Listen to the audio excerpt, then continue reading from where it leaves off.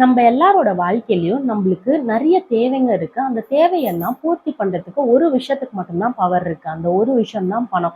So நம்ம எல்லாரோட ஆசை, எல்லாரோட கனவு எதுவா வேணாலும் இருக்கலாம். ஆனா அந்த எல்லாத்துக்குமே தேவையானது இந்த பணம். ஸோ இந்த பணத்தை எப்படி அடையிறது?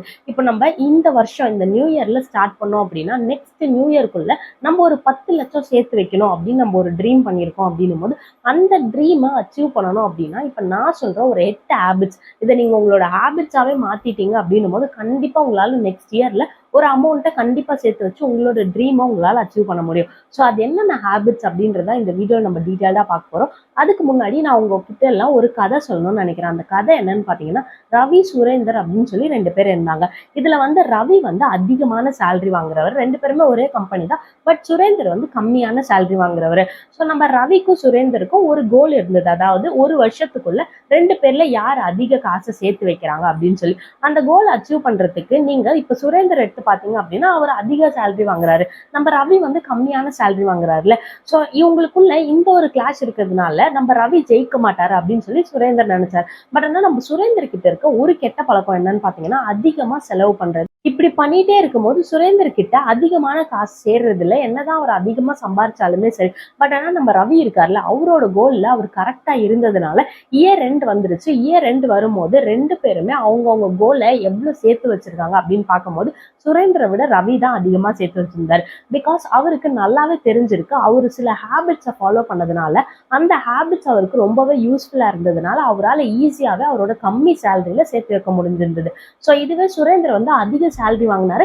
பட் இருந்தாலும் அவரோட கேர்லெஸ்னால அவரால் சேர்த்து வைக்க முடியல. ஸோ நம்மளுமே நம்மளோட வாழ்க்கையில இந்த தப்பை தான் பண்றோம். நம்ம நிறைய சம்பளம் வாங்கினாலும் சரி, கம்மி சம்பளம் வாங்கினாலும் சரி, சேர்த்து வைக்கணும்னு ஒரு மைண்ட் செட் வந்துருச்சு அப்படின்னும் போது கண்டிப்பா நம்மளால சேர்த்து வைக்க முடியும். இப்ப நான் சொல்ற இந்த ஹேபிட்ஸை நீங்க அது கூட ஃபாலோ பண்ணீங்க அப்படின்னும் போது கண்டிப்பா உங்களால சேர்த்து வைக்க முடியும். இதெல்லாம் நீங்க ஸ்ட்ரிக்டா ஃபாலோ பண்ணிட்டே வாங்க. ஸோ அந்த ஹேபிட்ஸ் என்னென்ன அப்படின்றது நம்ம ஒன்னொன்னா பார்த்துடலாம். அதுக்கு முன்னாடி கீழே இருக்க சப்ஸ்கிரைப் பட்டனை மறக்காம சப்ஸ்கிரைப் பண்ணிடுங்க. வாங்க வீடியோக்குள்ள போலாம்.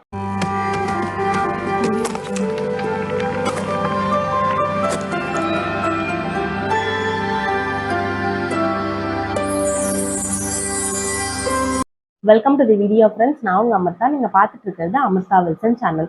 இப்போ இந்த நியூ இயர் வந்துருச்சு அப்படின்னாலே நிறைய பேர் நிறைய ரெசல்யூஷன் ஸ்டார்ட் பண்ணுவாங்க. இப்போ பேட் ஹேபிட்ஸ்க்கு மட்டும்தான் நம்ம அதை குவிட் பண்ணணும் அப்படின்னு சொல்லி ரெசல்யூஷன் ஸ்டார்ட் பண்ணணுமா அப்படின்னு கேட்டிங்கன்னா கிடையாது. நம்ம எதை ஸ்டார்ட் பண்ணணும் அப்படின்னு நினைச்சாலும் நம்ம அதுக்கு ரெசல்யூஷன் பண்ணலாம். ஸோ அப்படி பண்ணணும்னு நினைக்கும் போது மணி சேவிங் அப்படின்றது ரொம்ப இம்பார்ட்டண்ட்டான விஷயம். இதுல நம்ம ஏன் ஸ்டார்ட் பண்ணக்கூடாது? அப்படி ஸ்டார்ட் பண்ணணும்னு நீங்க நினைச்சிருந்தீங்க அப்படின்னா அதை எப்படி கண்டினியூவா கொண்டு போறது அப்படின்றத நம்ம பார்க்க போறோம். அதே மாதிரி இதெல்லாம் நான் பர்சனலி ஃபாலோ பண்ண ஒரு ஸ்டெப்ஸ்.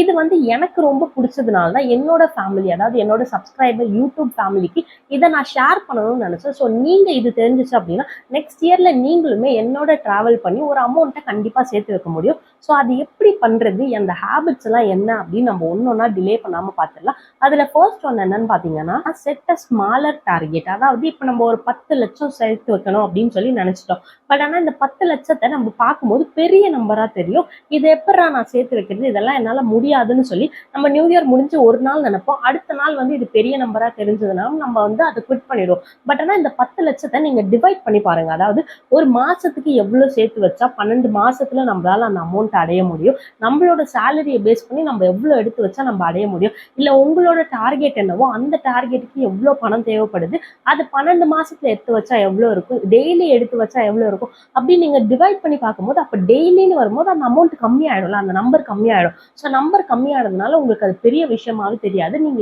ஈஸியாவே அதை அச்சீவ் பண்ண ஸ்டார்ட் பண்ணிடுவீங்க.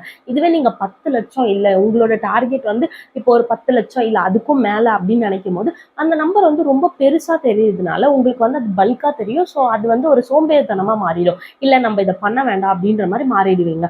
பட் ஆனா இதுவே நீங்க அதை டிவைட் பண்ணி பார்க்கும்போது உங்களால கண்டிப்பா பண்ண முடியும். ஏன்னா அது ஒரு சின்ன அமௌண்ட் தானே அப்படின்னு சொல்லி நினைப்பீங்க. ஸோ உங்களோட கோல்ஸ் எதுவோ அந்த கோலை டிவைட் பண்ண முதல்ல கத்துக்கோங்க. டிவைட் பண்ணிட்டீங்க அப்படின்னா உங்களால ஈஸியாவே அந்த அமௌண்ட்டை எடுத்து வச்சிட முடியும். ரெண்டாவது என்னன்னு பாத்தீங்கன்னா ஆட்டோமேட் யுவர் சேவிங்ஸ். அதாவது நம்ம எல்லாருமே இந்த ஒரு விஷயத்த செஞ்சிருவோம், நம்ம டிவைட் பண்ணி எவ்வளவு அமௌண்ட்டை எடுத்து வைக்கணும் அப்படின்றத நம்ம எடுத்து வச்சிரும். பட் ஆனா நம்ம ஒரு விஷயத்துல தப்பு பண்ணுவோம், அது என்னன்னு பாத்தீங்கன்னா ரெகுலரா எடுத்து வைக்க மறந்துடும். இப்ப நம்மளுக்கு சேலரி கிரெடிட் ஆகுது அப்படின்னு ஒன்னையும் அந்த சேலரில இருந்து ஒரு குறிப்பிட்ட அமௌண்ட்டை பிளாக் பண்ணி வைக்கிற மாதிரி நம்ம அக்கௌண்ட்டை நம்மளே ஒரு செட்டிங்ஸை கொண்டு வந்துடணும். உங்களுக்கு இதுவே கையில வருது எனக்கு சேலரி அப்படின்னும் போது ஒரு உண்டியல் வாங்கி வச்சுக்கோங்க. அந்த உண்டியல்ல நீங்க நினைச்ச அமௌண்ட்டை நீங்க அதுல போட்டுருங்க. ஸோ அதை திருப்பி எடுக்க முடியாத அளவுக்கு நீங்க போட்டுருங்க. எந்த காரணத்துக்காகவும் அதை எடுக்கக்கூடாது. ஸோ அந்த மாதிரி நீங்க பண்ணா மட்டும்தான் உங்களோட லைஃப்ல நீங்க சேர்த்து வைக்க முடியும். அது 1 இயர்ல. நீங்க அதுக்கு சோம்பேறித்தனப்பட்டுட்டே இருந்தீங்க அப்படின்னா கண்டிப்பா அந்த காசை நீங்களே எடுத்து செலவு பண்ணிடுவீங்க. ஸோ நீங்க செலவு பண்ணக்கூடாது அப்படின்னு நினைச்சீங்கன்னா ஒண்ணு உங்களுக்கு கையில கேஷ் வருது அப்படின்னா அதை உண்டியல்ல போட்டுருங்க. இல்ல உங்க அக்கௌண்ட்ல தான் கிரெடிட் ஆகுது அப்படின்னும் போது குறிப்பிட்ட அமௌண்ட்டை ஹோல்ட் பண்ணி வைக்கிற மாதிரி ஒரு சிஸ்டமை நீங்களே கொண்டு வந்துருங்க உங்களோட அக்கௌண்ட்டுக்கு. ஸோ இந்த மாதிரி பண்ணீங்கன்னா உங்களால ஈஸியாவே சேவ் பண்ண முடியும். மூணாவது விஷயம் என்னன்னு பாத்தீங்கன்னா இது கொஞ்சம் இம்பார்ட்டன்டான விஷயம்னே சொல்லலாம், ஸ்பெண்ட் லெஸ். அதாவது இப்ப நம்ம எல்லாருமே பண்ணக்கூடிய ஒரு தப்பு இதுதான், நம்ம அதிகமா செலவு பண்றோம். இப்ப உங்களோட சேலரி எடுத்துக்கோங்களேன், ஒரு 10,000 ரூபாய் இல்ல ஒரு 20,000 ரூபாய் தான் என்னோட சேலரின்னு வச்சுக்கோங்க. அந்த 20,000 ரூபாய்க்குள்ள நம்ம குறிப்பிட்ட அமௌண்ட்டை சேவ் பண்ணணும்னு நினைச்சிட்டோம். பட் ஆனா ஒரு மாசம் தானே, அந்த ஒரு மாசம் நான் அதிகமா செலவு பண்ணிக்கிறேன், இந்த ஒரு மாசம் நான் அந்த காசுல இருந்து எடுத்துறேன் அப்படின்னு எடுத்துட்டீங்க அப்படின்னா உங்களோட ஒரு வருஷத்துல ஒரு மாசம் போயிடுச்சுன்னு அர்த்தம். ஸோ நீங்க அந்த ஒரு தப்பை பண்ணாம இருந்துட்டீங்க அப்படின்னா மட்டும்தான் உங்களால ஒரு வருஷத்துல சேர்க்க முடியும். பட் ஆனா நம்மளுக்கு இருக்க டைம் 12 மாசம் தான். இந்த 12 மாசத்துல நான் ஒரு மாசத்தை கம்மி பண்ணிடுறேன், நெக்ஸ்ட் மந்த் நான் டபுளா எடுத்து வைக்கிறேன் அப்படின்னு நினைக்காதீங்க. உங்களோட கரெக்டான கோல்ஸ், கரெக்டா அந்த ஆட்டோமேட்டிக்கா நீங்க பண்ற விஷயத்த தினமும் நீங்க பண்ணிட்டே இருக்கணும். இல்ல நீங்க மந்த்லினா மந்த்லி நீங்க பண்ணிட்டே இருக்கணும். இந்த இடத்துல நீங்க தப்பு பண்ணிட்டீங்க அப்படின்னும் போது உங்களால கண்டிப்பா பண்ணவே முடியாது. நீங்க எவ்வளவு ஸ்பெண்ட் பண்றீங்க அப்படின்றதுல கரெக்டா இருங்க. முடிஞ்ச அளவுக்கு அதிகமா எடுத்து வைக்க பாருங்க. நீங்க சேர்த்து வைக்கிற பணத்துல இருந்து நீங்க எடுத்துட்டீங்க அப்படின்னும் போது உங்களால சேர்த்து வைக்க முடியாது. நீங்க இன்னும் எக்ஸ்ட்ரா ஏதாவது உங்ககிட்ட அமௌண்ட் இருக்கும்ல, அந்த அமௌண்ட்ல வேணா நீங்க ஸ்பெண்ட் பண்ண ஸ்டார்ட் பண்ணுங்க.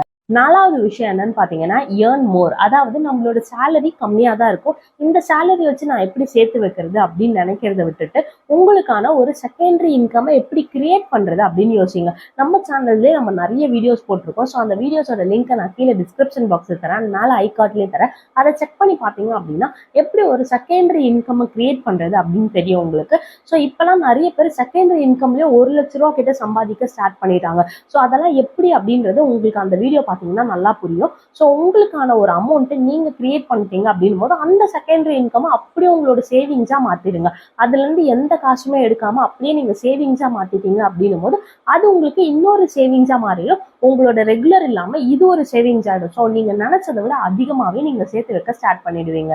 அஞ்சாவது என்னன்னு பாத்தீங்கன்னா ஸ்டிக் டு அ பட்ஜெட். அதாவது இது நம்மள நிறைய பேர் செய்யற ஒரு விஷயம், பட்ஜெட்னு ஒண்ணு கிரியேட் பண்ணிடுவோம். பட் ஆனா அந்த பட்ஜெட்டை நம்ம கண்டினியூவா பண்ண மாட்டோம். நம்ம என்ன பண்ணிடுவோம் அப்படின்னு பாத்தீங்கன்னா இப்ப இந்த எமர்ஜென்சி ஃபண்ட் அப்படின்றத நான் எடுத்து வைக்கணும்னு நிறைய வீடியோஸ்ல சொல்லியிருக்கேன். பட் ஆனா அந்த ஃபண்டை நம்ம எடுத்து வைக்கவே மாட்டோம். ஸோ அந்த டைம்ல நம்ம பட்ஜெட் பண்றோம்ல அந்த அமௌண்ட் நம்ம எடுக்கிற ஒரு சுச்சுவேஷன் சில டைம்ல வந்துடும். ஸோ அந்த டைம்ல நம்ம பட்ஜெட் அந்த இடத்துல அடி வாங்குறதுனால நம்மளோட சேவிங்ஸும் கூட சேர்ந்து அந்த இடத்துல அடி வாங்கிரும். ஸோ நீங்க முடிஞ்ச அளவுக்கு எமர்ஜென்சி ஃபண்டை கரெக்டா எடுத்து வைங்க, உங்களோட பட்ஜெட்டிங்ல கரெக்டா இருங்க. நிறைய வீடியோஸ் பட்ஜெட்டிங் பத்தி பாக்குறது இல்ல நிறைய பட்ஜெட்டிங் பத்தி தெரிஞ்சுக்கிறது மட்டும் நீங்க அங்க மட்டும் அதை பண்ணிட்டு அதுக்கப்புறம் ஸ்டாப் பண்ணிட்டீங்க அப்படின்னும் போது எந்த வகையிலுமே அது யூஸ் ஆகாது. உங்களோட டெய்லி லைஃப்ல உங்களோட பட்ஜெட்டிங்கை நீங்க கொண்டு வரலாம். இப்போ சில பேருக்கு சேலரி எல்லாம் டெய்லி இருக்கும், சில பேருக்கு சேலரி எல்லாம் மந்த்லி இருக்கும், சில பேருக்கு வீக்லி இருக்கும். அதுக்கேற்ற மாதிரி உங்களோட பட்ஜெட்டிங்கை நீங்க கிரியேட் பண்ணிக்கலாம். ஸோ அப்படி நீங்க கிரியேட் பண்ணீங்க அப்படின்னா உங்களால கண்டிப்பா இதுதான் என்னோட பட்ஜெட் அப்படின்னா அதை தாண்டி நீங்க செலவு பண்ண மாட்டீங்க. அப்படி செலவு பண்ணாலும் உங்களோட மைண்ட்ல ஒரு இண்டிகேஷன் வரும், நம்ம அளவுக்கு மீறி செலவு பண்றோம், நம்மளோட பட்ஜெட் இவ்வளவுதான், இந்த அமௌண்ட்குள்ளதான் நம்ம செலவு பண்ணணும் அப்படின்னு சொல்லி உங்களுக்கே ஒரு செல்ஃப் கண்ட்ரோல் வர ஸ்டார்ட் ஆயிடும். ஸோ தயவு செஞ்சு இப்பத்துல இருந்து பட்ஜெட்டிங்க ஸ்டார்ட் பண்ணுங்க. ஆறாவது விஷயம் என்னன்னு பாத்தீங்கன்னா avoid rack up to debit. அதாவது இப்ப நம்ம கடன் வாங்குறோம்னு வச்சுக்கோங்களேன், தேவையில்லாத விஷயத்துக்காக கடன் வாங்குறது, தேவையில்லாத விஷயத்துக்காக நம்ம கிரெடிட் கார்டை ஸ்வைப் பண்றது, இந்த மாதிரி பல விஷயம் பண்ணோம் அப்படின்னா அந்த கடத்தெல்லாம் யார் கட்ட போறா, நம்ம தான் கட்ட போறோம். அதை நம்ம எப்படி கட்டுவோம், நம்ம சேவிங்ஸ்னு ஒரு அமௌண்ட் எடுத்து வைக்கிறோம்ல, அந்த சேவிங்ஸ்ன்ற அமௌண்ட்ல இருந்து தான் நம்ம எடுத்து கொடுத்துருவோம். பிகாஸ் நம்மளோட சுச்சுவேஷன் அப்படி மாறிடும். இதுவே நம்ம கம்மியா கடன் வாங்குறோம், இல்ல கடன் வாங்குற சுச்சுவேஷன் ரொம்ப அதிகமாயிடுச்சு, அந்த டைம்ல நான் வாங்கினேன் அப்படின்றது தப்பு இல்லை. பட் ஆனா அந்த டைம்ல கூட நீங்க எமர்ஜென்சி ஃபண்டுன்னு ஒண்ணு வச்சிருந்தீங்கன்னா உங்களுக்கு அந்த ஒரு ப்ராப்ளம் கூட வரப்போறதே இல்லை. உங்களுக்கு உங்களுக்கு எமர்ஜென்சி ஃபண்ட் இருந்ததுன்னா நீங்க கடன் வாங்கணும்ன்ற விஷயமே இல்லை. ஒரு விஷயத்த நீங்க புரிஞ்சுக்கோங்க, எல்லாருமே என்ன பண்றாங்க அப்படின்னு பாத்தீங்கன்னா கடன் வாங்கி அவங்களோட சேவிங்ஸ் அந்த இடத்துல அழிச்சிடுறாங்க. நீங்க முடிஞ்ச அளவுக்கு டெபிட் அவாய்ட் பண்ணிட்டீங்க, உங்களுக்கு தேவையில்லாத ஸ்பெண்டிங்ஸ் அவாய்ட் பண்றதோட அது கூட சேர்ந்து நீங்க டெபிட்டையும் அவாய்ட் பண்ணிட்டீங்க, யார்கிட்டயும் வாங்காம இருந்தீங்க அப்படின்னாலே உங்களுக்கு வர வருமானமே ரொம்ப போதுமானதா இருக்கும். அதுல உங்களோட பட்ஜெட்டிங்க நீங்க கரெக்டா பண்ணிட்டீங்க அப்படின் போது கண்டிப்பா உங்களால சேவ் பண்ண முடியும். நீங்க தேவையில்லாத கடன் வாங்கினா மட்டும்தான் உங்களோட சேவிங்ஸ் எடுத்து நீங்க வெளில கொடுக்குற மாதிரி இருக்கும். ஸோ முடிஞ்ச அளவுக்கு கடத்தை ஒழிச்சிருங்க. 7th என்னன்னு பாத்தீங்கன்னா schedule monthly or quarterly check. அதாவது இப்ப நம்ம எல்லாமே கரெக்டா பண்ணிட்டு வந்திருக்கோமா அப்படின்றத நம்ம மந்த்லி இல்ல வீக்லி நீங்க எப்படி உங்களோட பட்ஜெட்டிங் பிளான் பண்ணிருக்கீங்க, இல்ல எப்படி சேர்த்து வைக்கணும். நான் ஸ்டார்டிங்ல சொன்னேன்ல, நீங்க வந்து கரெக்டான ஒரு மெத்தட் யூஸ் பண்ணி டிவைட் பண்ணி நீங்க சேர்த்து வைங்கன்னு சொல்லி. ஸோ அதை நீங்க கரெக்டா பண்ணிட்டு இருக்கீங்களா அப்படின்றது நீங்க செக் பண்றது ரொம்பவே இம்பார்ட்டன்ட். அதை நீங்க டெய்லி எடுத்து வைக்கிறீங்க அப்படின்னா டெய்லி நீங்க செக் பண்றது உங்களுக்கு கஷ்டமா இருந்தது அப்படின்னா நீங்க வீக்லி ஒரு தடவை செக் பண்ணி பாருங்க. இல்ல நீங்க வீக்லி எடுத்து வைக்கிறீங்க அப்படின்னா மந்த்லி ஒரு தடவை செக் பண்ணி பாருங்க. நீங்க கரெக்டா தான் எடுத்து வச்சுட்டு இருக்கீங்களா, அந்த அமௌண்ட்டை கரெக்டா எங்கேயுமே கேப் இல்லாம நீங்க எடுத்து வச்சுட்டு இருக்கீங்களா அப்படின்னு செக் பண்ணி பாத்தீங்கன்னா தான் உங்களுக்கு தெளிவாவே புரியும். நீங்க செக் பண்ணாம இருந்துட்டீங்க அப்படின்னா நீங்க என்ன நினைப்பீங்க, நான் எடுத்து வச்சேன் அப்படின்னு நினைப்பீங்க. ஆனா ஏதோ ஒரு மந்த் நீங்க மிஸ்டேக் பண்ணிருப்பீங்க, அந்த மிஸ்டேக்னால 1 இயர் உங்களோட கோல் வந்து அடி வாங்கும். ஸோ அப்படி அடி வாங்கக்கூடாது அப்படின்னு நினைச்சீங்கன்னா கரெக்டா செக் பண்ணிட்டே இருங்க. 8வது விஷயம் என்னன்னு பாத்தீங்கன்னா கீப் மோட்டிவேட் யுவர் செல்ஃப். அதாவது சேவிங்ஸ் நான் சேவ் பண்ண போறேன், அதுவும் ஒரு வருஷத்துல நான் வந்து சேவ் பண்ணி நெக்ஸ்ட் இயர்ல நான் அதோட அவுட்புட் கொண்டு வரேன் அப்படின்றது ஒரு சாதாரண ஜேர்னி கிடையாது. அது ரொம்பவே ஒரு கஷ்டமான ஜேர்னி தான். பிகாஸ் நிறைய டிஸ்ட்ராக்ஷன்ஸ் நம்மளை சுத்தி இருக்கு. நம்மளுக்கு திடீர்னு ஏதாவது கிரேவிங்ஸ் வரும், நம்ம அதை வாங்கணும் அப்படின்னு சொல்லி, இல்ல திடீர்னு ஏதாவது ஃபங்க்ஷன் வரும், அதுக்கு போக வேண்டியதா இருக்கும். ஸோ இந்த ஒரு ஸ்டேஜ்ல நம்ம இருக்கும்போது இந்த ஸ்டேஜை நம்ம கடந்து போறது கொஞ்சம் கஷ்டமான விஷயம் தான். பட் ஆனா அதுல நீங்க உங்களை எவ்வளவு மோட்டிவேட் பண்றீங்க, நீங்க உங்களுக்கு எவ்வளவு செல்ஃப் கண்ட்ரோலா இருக்கீங்க அப்படின்றது ரொம்பவே இம்பார்ட்டன்ட். நீங்க உங்களை கண்ட்ரோல் பண்ணா மட்டும்தான் உங்களோட கோல்ஸ் எல்லாம் நீங்க அச்சீவ் பண்ண முடியும். ஸோ நீங்க கண்ட்ரோல் பண்ணாம கேர்லெஸ்ஸா நீங்க பண்ணிட்டீங்க அப்படின்னும் போது கண்டிப்பா உங்களால அந்த இடத்துல அச்சீவ் பண்ணவே முடியாது. ஸோ தயவு செஞ்சு நீங்க வந்து உங்களை எப்பவுமே மோட்டிவேட்டா வச்சுக்கோங்க. உங்களை சுத்தி சுத்தி நீங்க அந்த நம்பர் நீங்க எதை அச்சீவ் பண்ணணும்னு நினைச்சீங்களோ அந்த ஒரு அமௌண்ட்டையே உங்களை பாக்குற மாதிரி வச்சுக்கலாம். இல்ல அந்த ஒரு அமௌண்ட்லயே நீங்க கான்சென்ட்ரேட்டடா இருந்தீங்க அப்படின்னா நெக்ஸ்ட் இயர் நீங்க வந்து அந்த அமௌண்ட் வச்சு என்னெல்லாம் பண்ண போறீங்க அப்படின்றத நீங்க எப்பவுமே யோசிச்சுட்டே இருந்தீங்க அப்படின்னா நீங்க வந்து எப்பவுமே மோட்டிவேட்டடா இருப்பீங்க. முடிஞ்ச அளவுக்கு உங்களை மோட்டிவேட்டடா வச்சுக்கோங்க. இப்ப நான் ஸ்டார்டிங்ல சொன்னல ஒரு கதை, அதாவது ரவி அண்ட் சுரேந்தர் அப்படின்னு சொல்லி, அதுல ஒருத்தர் இருக்காருல்ல, அந்த ஜெயிச்சவர் வந்து என்ன பண்ணாரு அப்படின்னு பாத்தீங்கன்னா இந்த ஹேபிட்ஸ் எல்லாம் கரெக்டா பண்ணதுனால தான் அவரால் ஜெயிக்க முடிஞ்சது. ஸோ நீங்களும் உங்க லைஃப்ல கரெக்டா அந்த அமௌண்ட்டை எடுத்து வச்சு என்னோட கோலை நான் அச்சீவ் பண்ணணும் அப்படின்னு நினைச்சீங்கன்னா கண்டிப்பா நீங்க செய்ய வேண்டிய விஷயம் இந்த ஹேபிட்ஸ் எல்லாம் ஃபாலோ பண்றது. ஸோ இதை ஃபாலோ பண்றதோட நிறுத்தாம இதை கண்டினியூவா ஃபாலோ பண்ணிட்டே வாங்க. ஒரு வருஷத்துக்கு மட்டும் ஃபாலோ பண்ணிட்டு நெக்ஸ்ட் இயர் ஃபாலோ பண்ணாம இருக்காதீங்க. இதை கண்டிப்பா என்னோட ஃபேமிலியில இருக்க என்னோட சப்ஸ்கிரைபரான நீங்க எல்லாருமே ஃபாலோ பண்ணுவீங்கன்னு நான் நம்புறேன். ஸோ தேங்க்யூ ஃபார் வாட்சிங் this video. Stay happy, stay healthy, stay positive. Bye by.